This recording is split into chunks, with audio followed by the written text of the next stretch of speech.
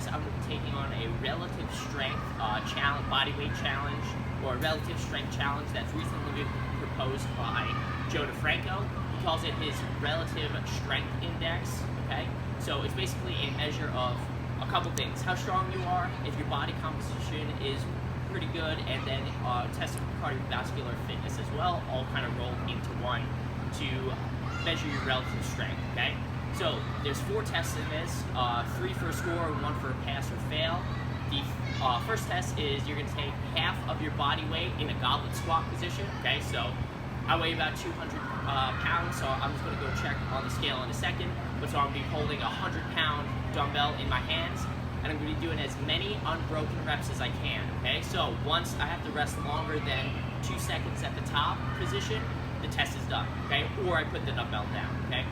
The next is as many unbroken dead hang chin-ups as you can, so all the way down, all the way up, which with whatever grip that you want. He prefers a neutral grip, so that's what I'm going to be using today.